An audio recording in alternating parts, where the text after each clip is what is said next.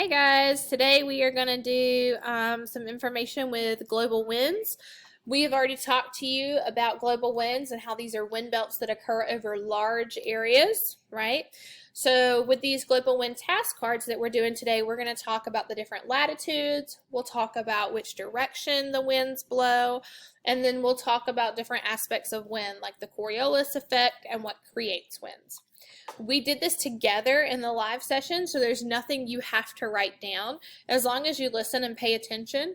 And then after I go over these task cards, you guys are responsible for going to the classwork tab in Google Classroom and completing the Ed puzzle for today. All right, so task card number 1 says the force of air molecules pushing on an area. So these are your air molecules. This is something pushing them down. This is going to be air pressure. Okay, so this is how much pressure is pushing down on you. Card number 2 says when air is heated, it becomes less dense and rises. So if you've ever heard the phrase that warm air rises and cold air sinks, that is true, and it's because warm air is less dense. Those molecules are further apart, so it rises up. The next one says as air cools, it becomes more dense. This means it's heavier, more compact. So it sinks. The second blank there is sinks. Card number 3 says rising air creates blank air pressure at Earth's surface. Well, if air is rising up, it's leaving behind this empty area underneath of it, so it's creating low air pressure at the surface. Card number 4 is the opposite. It says sinking air. So this is your cold air, your more dense air. Sinking air creates blank air pressure at Earth's surface. So if the air is sinking down, it's going to leave behind an empty area above it. So that is essentially high pressure. Card number 5, air that moves horizontally or parallel to the ground. That's wind. That's just a really low-key definition of what wind is, air that moves horizontally. Card number 6 says winds that travel thousands of kilometers in steady patterns. Well, thousands of kilometers is going to cover a very large area. So these winds that are traveling in these large areas with steady patterns are called global winds. Remember that local winds impact a small area, a localized area. So global winds are your winds that affect larger areas. Card number 7, the influence of Earth's rotation on objects and matter in motion. Okay, so remember how we talked about the Coriolis effect and how the Coriolis effect is the way that our winds are curved because of Earth's rotation, right? So it can make ocean currents curved, it makes winds curved. So number 7 is the Coriolis effect. Number 8, in the northern hemisphere, so where we live, winds curve which way because of the Coriolis effect? So you should know that in the northern hemisphere, winds curve first to the right due to the Coriolis effect. Which brings you to question number 9. In the southern hemisphere, so below the equator, winds curve to the left due to the Coriolis effect. So above the equator, they deflect and curve to the right, and below the equator, they deflect and curve to the left. Number 10. Earth's rotation and blank heating of its surface causes a pattern of wind belts separated by pressure zones. So Earth's rotation and uneven heating. So you know some areas receive direct sunlight, other areas that are further away from the sun get indirect sunlight. So because areas are heated differently or unevenly, that's what creates these different pressures, and it creates the concept of wind. So the blank for number 10 is uneven. Number 11, the wind belt located between 0 and 30 degrees north and south latitude.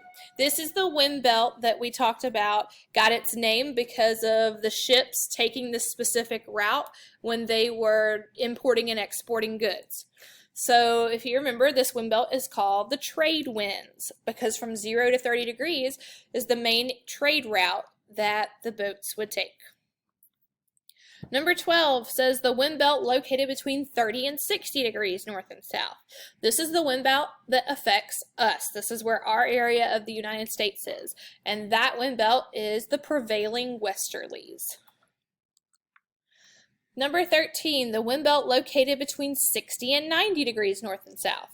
These are the winds that are at your poles. So these are called polar easterlies. Number 14, low pressure zone that forms as the trade winds converge at the equator.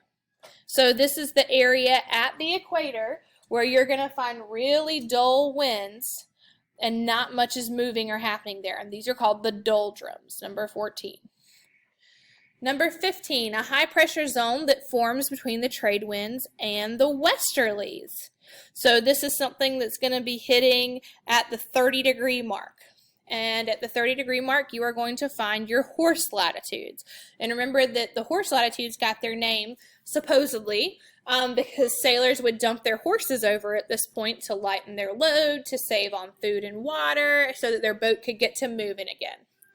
Number 16, this is a low pressure zone that forms between the westerlies and the easterlies. So this is going to be at the 60-degree mark. All it's referring to is you knowing that between the westerlies and the easterlies is where the 60-degree mark is. Number 17, high pressure zone that forms at both the north and south poles. These are your easterlies. Your easterlies occur at the north and south poles. Number 18, name the wind belt located at letter A. Letter A is between 0 and 30 degrees, so that is your trade winds. Number 19, name the wind belt located at letter B. Letter B is between 30 and 60 degrees. These are our prevailing westerlies. Name the wind belt located at letter C. This is number 20. Letter C is from 60 to 90 degrees. You see it's at our poles. So these are our polar easterlies.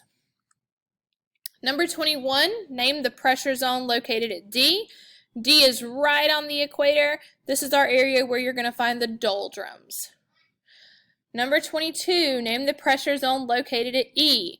E is our 30-degree mark, right? So these are going to be our horse latitudes.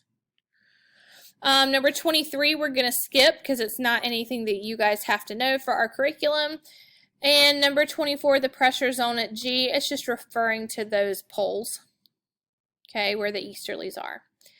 So that is all that I have as far as the task cards go. Remember, if you are uncomfortable with this information, study it up a little bit, and then the Edpuzzle is like a short, maybe 4-minute video on winds, and it pauses at certain points and asks questions. So make sure you're listening carefully so that you know the answer when it's time for you to answer it. Good luck, and if you have any questions, make sure you ask your teacher.